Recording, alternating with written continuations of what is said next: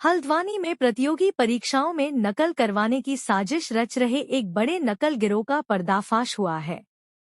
Police और SOG team की संयुक्त कार्रवाई में गिरोह के 9 सदस्यों को गिरफ्तार किया गया है।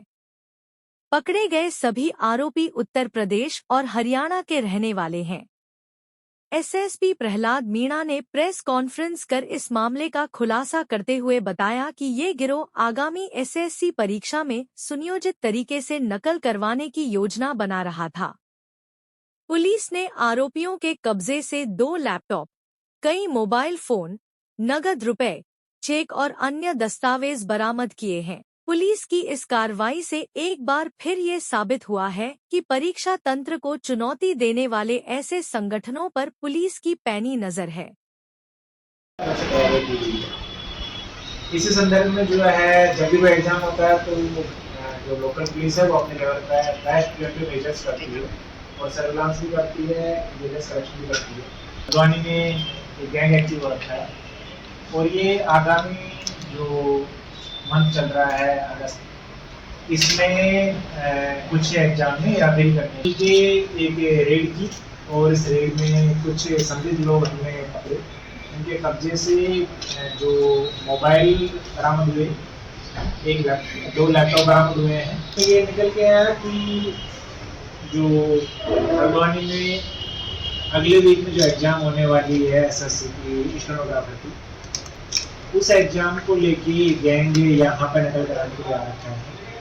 और एक कितने लोगों को गिरफ्तार किया गया, क्या कोई ट्रांजैक्शन है? देखिए, पिछले कुछ सालों में उत्तराखंड के कुछ जो एग्ज़ाम है उनमें नकल के मामले आए थे। इसके बाद माननीय मुख्यमंत्री जी के द्वारा एक नकल विरोधी कानून बनाया गया और जो आगामी एग्ज़ाम उनको लेके एक वृहत दिशा निर्देश दिए गए हैं। इसी दिशा निर्देशों के क्रम में जब भी कोई एग्ज़ाम होता है तो स्थानीय पुलिस के द्वारा ऐसी एग्ज़ाम में हेराफेरी को रोकने के लिए काफ़ी सारे प्रिकॉशंस लिए जाते हैं। हमारी जो पुलिस की टीम है कंटिन्यूस सर्विलांस करती है, कंटिन्यूस इंटेलिजेंस कलेक्शन करती है कि कोई एग्ज़ाम में किसी तरीके की हेराफेरी तो नहीं हो रही है। पिछले हफ्ते हमें एक सूचना मिली थी कि जो एसएससी का एग्ज़ाम होने वाला है उसमें कुछ लोग हेराफेरी करने की तैयारी कर रहे हैं। इस सूचना के आधार पर जो पुलिस ने अपना सर्विलांस और जो है सीसीटीवी जो है उनको देखना शुरू किया और पुलिस को रामपुर रोड के एक होटल की सूचना मिली। उस होटल में जब रेड की गई तो कुछ संदिग्ध लोग वहाँ पकड़े गए। इन संदिग्ध लोगों के जब पूछताछ की गई और इनकी जब तलाशी ली गई तो इनके कब्जे से जो मोबाइल बरामद हुए हैं और जो लैपटॉप बरामद हुए हैं उनमें किसी एग्ज़ाम के रिगार्डिंग कुछ चैट बरामद हुई है जिसमें कुछ अभ्यर्थियों से पैसा लेना और साथ ही एग्ज़ाम में उनकी हेल्प करने के मामले आए हैं। इसके साथ ही कुछ अभ्यर्थी जो उनके एडमिट कार्ड भी उनके पास मिले हैं।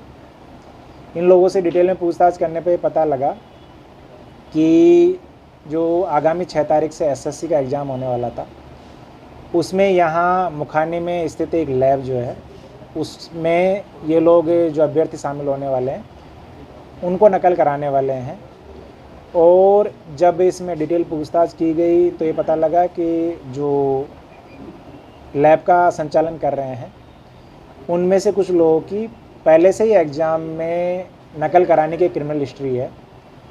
इसमें 9 अभियुक्त गिरफ्तार किए गए हैं। ये उत्तर प्रदेश से लेके हरियाणा के अलग अलग राज्यों से संबंधित है और इसमें जो क्रिमिनल हिस्ट्री देखी गई है उस क्रिमिनल हिस्ट्री में भी इनके द्वारा पूर्व में ऐसे एग्ज़ामों में नकल करने के मामले इनके खिलाफ पंजीकृत हो रखे हैं।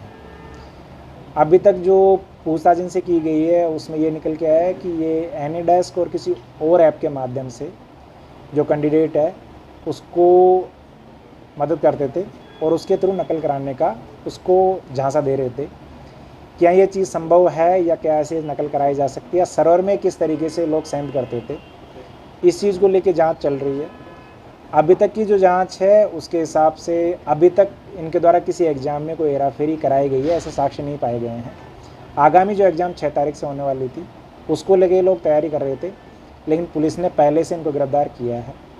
ये जो कार्य किया गया है इसमें मेरी जो टीम है उसको 2500 रुपये का इनाम दिया गया है साथ ही चूँकि ये मामला संवेदनशील है तो इस मामले में कुछ अन्य विवेचकों को शामिल करके एक SIT गठित की जा रही है, ताकि इसमें कौन कौन शामिल है, क्या लैब वाले ये नकल करवाते थे या कहीं और से बैठा हुआ कोई और आदमी नकल करवाता था, इन सब चीज़ों को लेके आगे विवेचना चल रही है। कुछ फाइनेंशियल ट्रांजैक्शन भी हुआ है, स्टूडेंट से कुछ पैसे लिए गए, ऐसा भी कुछ मिला आप लोगों को? देखिए, अभी तक के जो चीज़ आई है उसमें कुछ चैट और चैट में कुछ पैसे के लेन देन का मामला है, लेकिन कुछ एडमिट कार्ड हमें मिले हैं। तो अब जो अभ्यर्थी जिनके एडमिट कार्ड हैं उनके बारे में पुलिस जो है अपनी विवेचना कर रही है कि उनके एडमिट कार्ड यहाँ तक कैसे पहुँचे हैं और उन अभ्यर्थियों का ये जो गैंग में शामिल लोग हैं इनसे किस तरीके का क्या संपर्क और संबंध था।